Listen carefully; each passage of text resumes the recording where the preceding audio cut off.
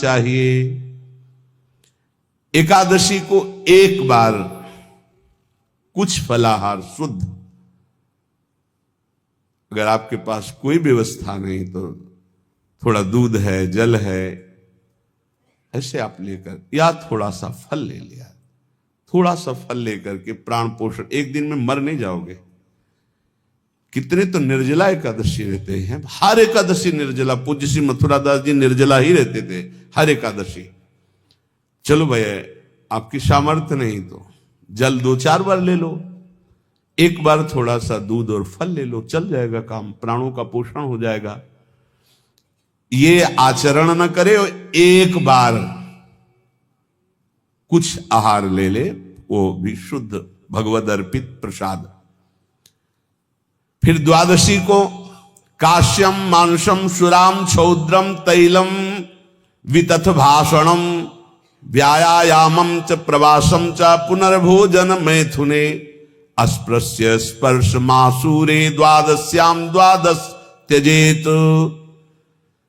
काश के पात्र में द्वादशी को भी भोजन न पावे, जिस रसोई में मांस बनाओ उसमें आहार न ले, किसी भी तरह का नशा द्वादशी को न करे, शहद न पाए, तेल के बने पदार्थ न पाए, मिथ्या भाषण न करे और बहुत शरीर का व्यायाम न करे, बहुत थकावट वाले कार्य न करे,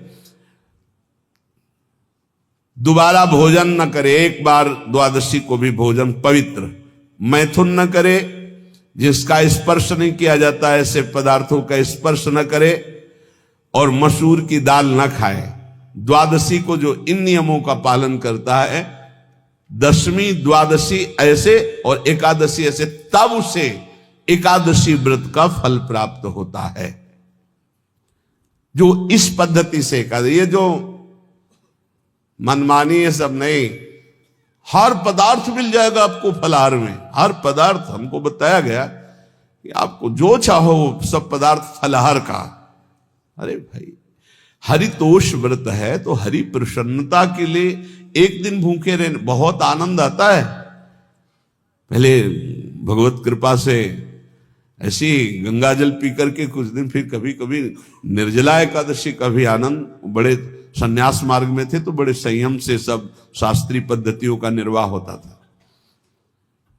उपासक को चाहिए कि इन नियमों से व्रत का अनुष्ठान करे, मनमानी आचरण न करे। सबसे प्रार्थना जो एकादशी रहते हो, हरितोष व्रत इसे कहते हैं, भगवान की प्रसन्नता के लिए रहा जाता है, रहना चाहिए। जो अपनी आचार्य परंपरा में हैं जैसे, जिनका सिद्धांत है, पर रहने का सिद्धांत ये श्री सनत कुमार जी वर्णन, श्री सनक जी महाराज, ये सनत कुमार जी वर्णन की। सनक जी महाराज कह रहे हैं, यदि भगवान का आश्रय नहीं, सत्संग नहीं है, तो इन 4 में से एक हो तो नाश कर देता, फिर चारों हो तो सर्वनाश हो जाता है। यौवनम धन संपत्ति प्रभुत्व विवेकता एकैपमप्यनर्थाय किमु यत्र चतुष्टयम। यदि सत्संग नहीं है, यदि भगवद आश्रय नहीं है, और खूब धन हो, जवान अवस्था हो, और बढ़िया पद मिला हो, प्रभुत्व चलता हो, और अज्ञान हो, फिर क्या कह रहा है? बोले ये चारों जहां मौजूद होते हैं वहां सर्वनाश का खेल शुरू हो जाता है। अगर इनमें से एक हो तो सर्वनाश करने में पर्याप्त है, और अगर चारों हो तो फिर क्या कहना है? यौवनम जवान हो, धन संपत्ति खूब रुपया पैसा हो, प्रभुत्व कोई पद हो, कोई अधिकार हो बड़ा, फिर अविवेकता और अज्ञानी हो, तो बोले एक नाश कर देगा, फिर चारों तो नाश ही कर देंगे। अगर सत्संगी है तो ये चारों महान कार्य कर देंगे।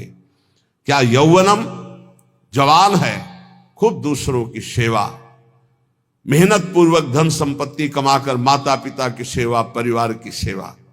ये माता पिता, हमारा वेद कहता है मातृ देवो भव, तैत्तरीयोपनिषद, मातृ देवो भव, पितृ देवो भव, आचार्य देवो भव, अतिथि देवो भव, यान्य नवद्यानि कर्माणि तानि सेवितव्यानि नो इतराणि यान्यस्माकः सुचरितानि तानि तोयोपास्यानि नो इतराणि ये के चास्माच्छेयाः सो ब्राह्मणाः तेषां त्वया स्नेन प्रश्वसितव्यं श्रद्धया देयम् अश्रद्धया देयम् श्रिया देयम् ह्रिया देयम् भिया देयम् संविदा देयम्। वेद कहता है मातृदेवो भव, माता साक्षात हमारी भगवान है।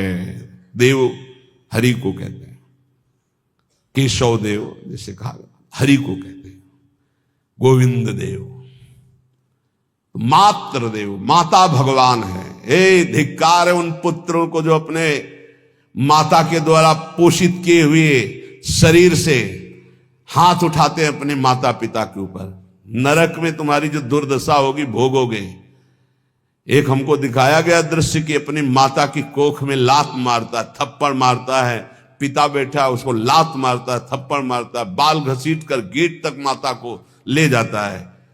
अब इनकी जो दुर्दशा होगी ये बोल नहीं पाएंगे, बता नहीं पाएंगे। ऐसी जगह मारा जाता है कि बस तलकते रहो, कुछ कह नहीं सकते, घोर नरकों की प्राप्ति होती। वेद कहता, तैत्तिरीयोपनिषद, मातृदेवो भव, ध्यान से सुन लो, सत्संग है, ये माता साक्षात भगवान है। अगर तुमने मारा वाह भर करके इसके आंसू गिरे तो जितने आंसुओं की बूंद से भूमि के कण भींजेंगे उतने कल्प तक नरक भोगोगे। ध्यान रखना, तुम्हारा कभी यश, कभी कीर्ति, कभी श्री, कभी हिरी, ये कभी तुम्हारे उदय नहीं हो सकती। तुम्हारा सर्वनाश हो जाएगा अगर मां पे हाथ उठाया। पितृदेवो भव, पिता साक्षात भगवान है। देखो भगवान अवतरित हुए तो प्रात काल उठी कै रघुनाथा, मातु पिता गुरु नावहि माथा। आचार्य देवो भव, माता साक्षात भगवान है, पिता साक्षात भगवान है, आचार्य गुरुदेव साक्षात भगवान है।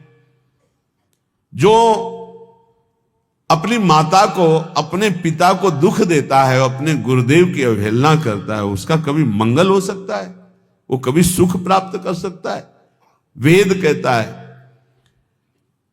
जो निर्दोष कर्म करते हुए धन कमाकर, कैसा कर्म? निर्दोष कर्म करते हुए धन कमाता है और उस धन से अपने बूढ़े माता पिता और गुरुजनों की सेवा करते हैं, जीवन धन्य है।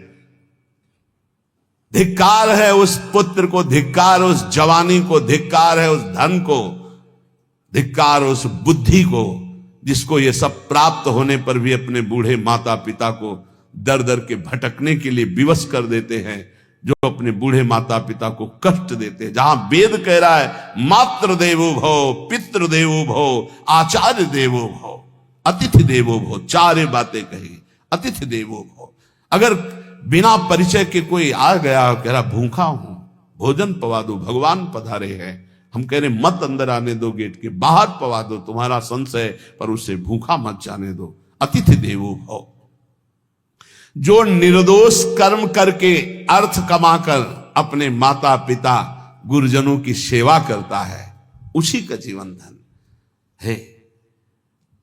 पशुवत आचरण, मनुष्य शरीर प्राप्त करके राक्षस आचरण, राक्षसों की यही पहचान होती है। मां नहीं मातु, पिता नहीं देवा, साधुन ते करवा वही सेवा। तुम्हारे जो पुण्य है ना सब भस्म हो जाएंगे, आप खिलवाड़ मत समझो।